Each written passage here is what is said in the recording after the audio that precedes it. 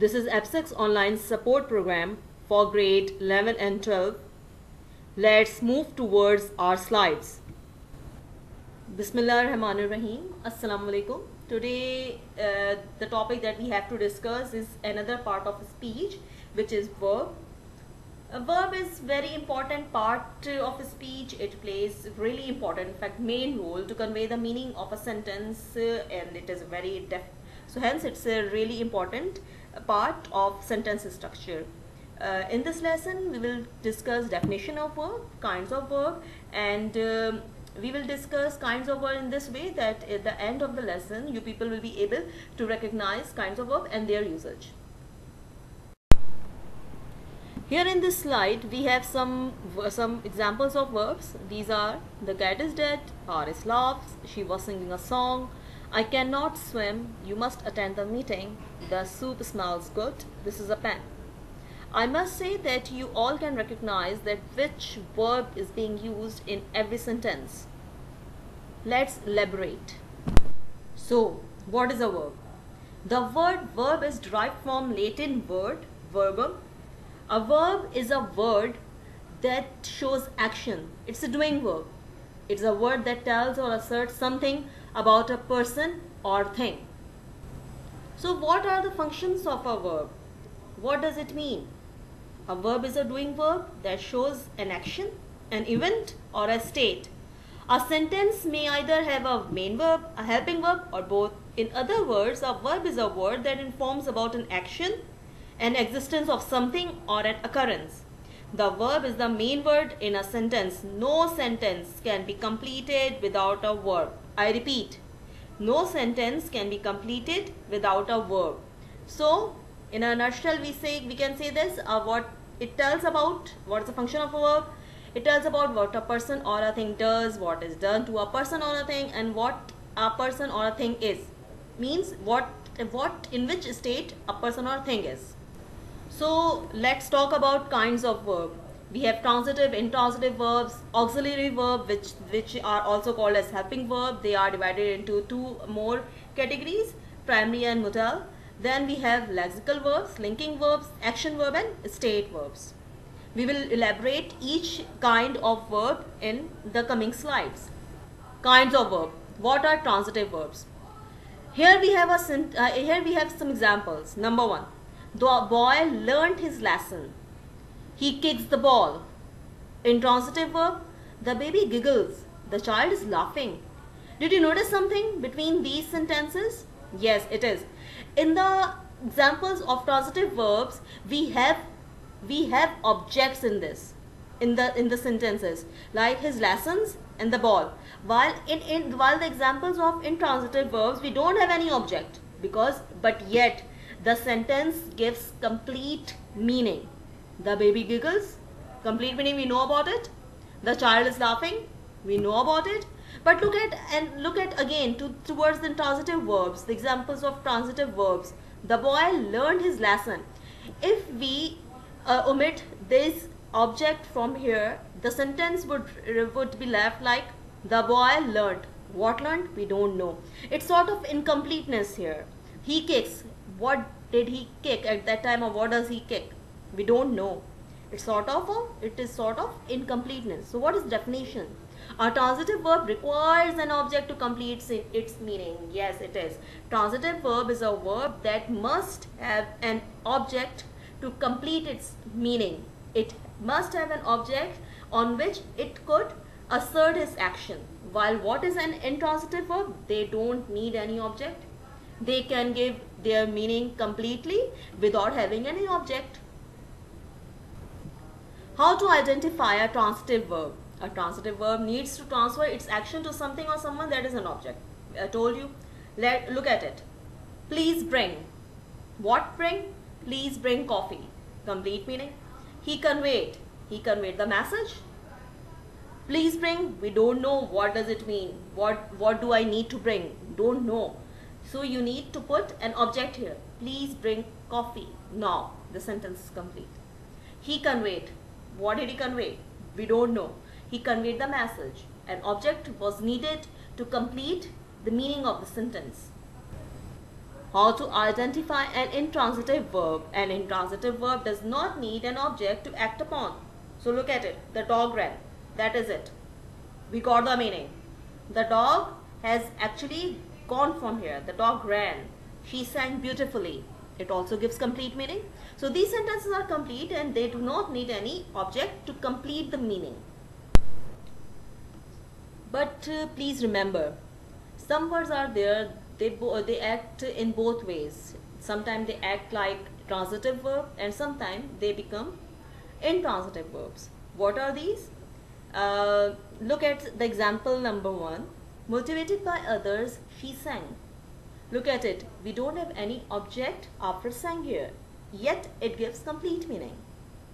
Another example, opposite of it, she sang the song at the ceremony. Here we use the object. Another example, after he cleaned up, he left. He left the gift at the tables. Now we compare these examples. After he cleaned up, he left.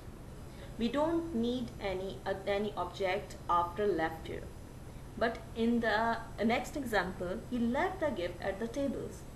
If we don't use the object in here, so the sentence would become like, he left at the tables. What did he leave at the table? We don't know. So we need an object. So whenever we need an object, these type of verbs are called as transitive verbs. And when we do not need any object to complete the meaning, those verbs are called as intransitive verbs. So here we can see that left acts both in transitive or intransitive verbs in both verbs depending upon how they are used in a sentence. Same goes with the sang. So come towards auxiliary verbs. First we will talk about primary auxiliary, that is also called as helping verbs. These verbs are used in forming of tense, modes and voices of other verbs. These are called primary auxiliary verbs. These are just 3 that is be, have and do. They form verb like is, am, are, was, were, has, have, had, do, does, did or done. Example, the cat is playing with mouse. We have been playing in the sun since long. Did she die of COVID-19? As the name suggests, helping verbs. These are the verbs that are used to help the main verbs. That's it. Please remember, these are not the main verbs. These are the helping verbs. The name suggests all. These are here only to help the main verb. The first example, the cat is playing with mouse. The main verb in the sentence is playing. Is only there to help out that verb playing, just to tell that at what time is it. The cat is playing, it means it talks about present tense. We have been playing, again have been, it shows the time. Did she die of COVID-19? Again did tells about time period. So please remember that helping verbs are not the main verbs. Then we have modal auxiliary. What are these? They are shall, should, will, would, can, could, must, may, might. Let's discuss about them. These are modals because they express the mood, that is the attitude of the speaker towards what is being said. What are these? We have already discussed. These are there.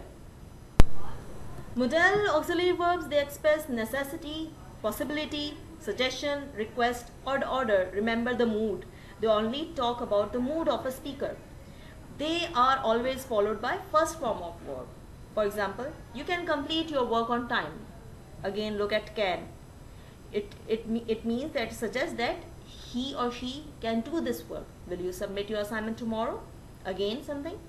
Mozart could play piano at the age of 3. I must tidy up or my mother will be angry. What does it mean?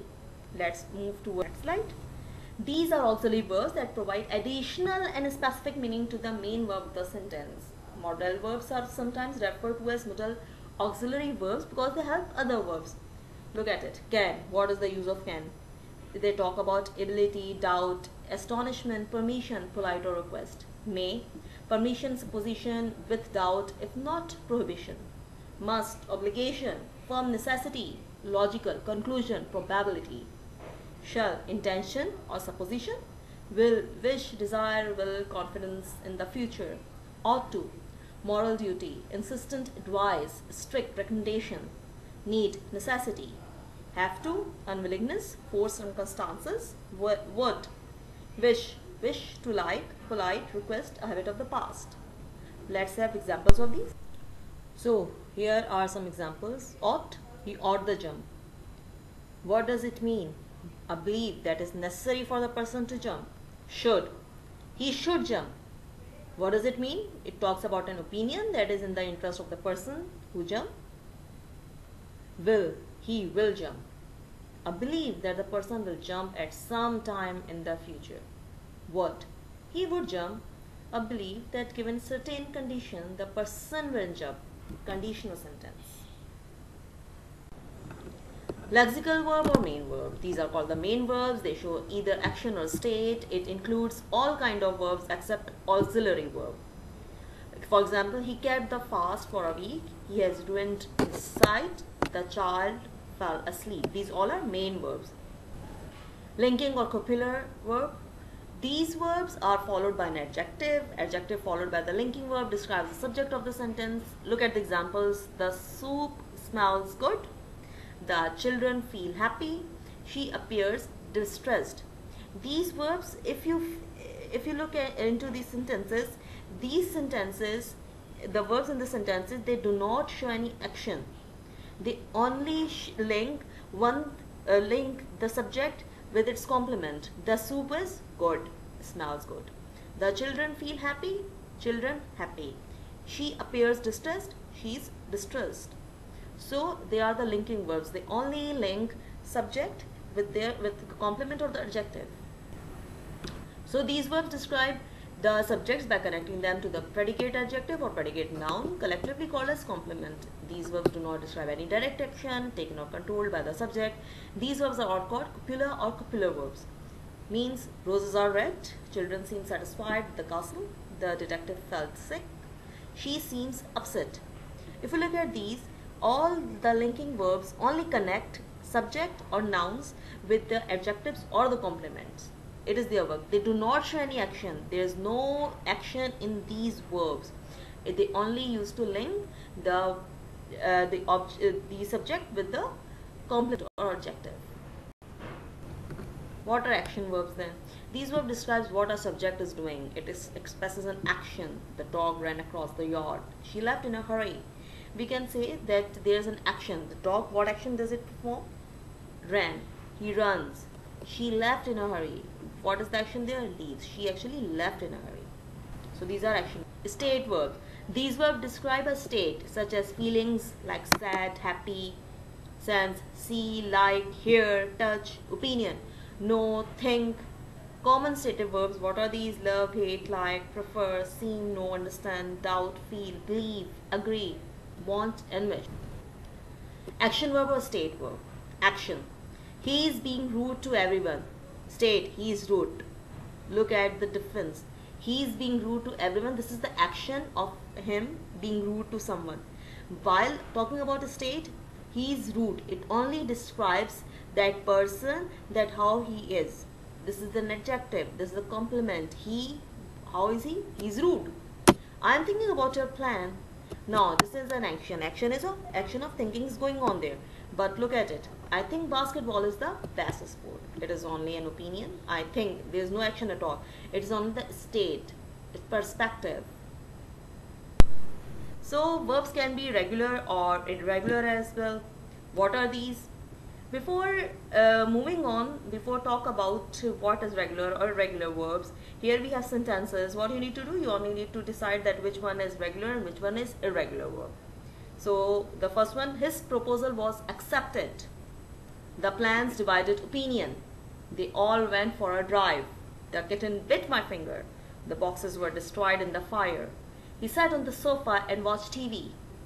Colin tore a muscle playing tennis. Can you tell me which sentence has regular or irregular verb? Let's elaborate. So regular verbs are those verbs that form their past and past participle forms by adding ed. What does it mean? It means that their second and third form are same. Like walk, walked, walked, dance, danced, danced, paint, painted, painted, work, worked, worked. Look at past and past participle forms, means second and third form. They all are same for each verb. Then what are irregular verbs? What are irregular verbs? Irregular verbs form their past and past participle forms in different ways. Okay, not same like we have seen in the irregular verbs. There are mainly three types of irregular verbs. Verbs in which all the three forms are the same. Example, put, and put. Verbs in which two of three forms are the same. Example, sit, sat. In which all three forms are different. Drink, drank, and drunk. I believe that you may form different more examples. You can put different examples for each type of these irregular verbs. So let's have a summary. What we have discussed about verb, then its types, transitive and intransitive. Then discussed about lexical verbs, that is main verb. Then auxiliary verbs, two types of auxiliary verbs, primary auxiliary and modal auxiliary. And we have also discussed about regular and irregular verbs. Let's talk about mood of verb as well. The different mood or manner in which a verb may be used to express an action are called moods. Moods is derived from Latin verb modus, manner. Mood is the mood or manner in which the action denoted by the verb is represented. Means we are taught math. Come here. Heaven help us. This is from Randall Martin, page 65. Now elaborate it. So, mood of verb: indicative, imperative, and subjunctive. What is indicative mood of a verb? When we only pass a statement, we only talk about a fact. Example: the child is alive. What is it? It's only a statement. When we ask a question, you well? Are you well? Imperative: it is used to express command, like wait here. Express exhortation, try to do better. And entity or prayer, have mercy upon us. What is subjective case or mood? It occurs as for wish or hope, God bless you. Unreal situations, I wish I were a millionaire. So as we have finished our lesson about the verb, I suggest you to go back and go through the slides again and then complete this task. What you need to do? You only need to underline the verbs and classify them. Whichever verb you may see, you may identify in a sentence, you need to underline them and then classify them according to its type. You also write the mood of the verb as well in the sentence. Go through it. I urge you to go back to the slides again, read them again, and then attempt this question. So if you have any question, you can ask, and please complete the task. Thank you so much.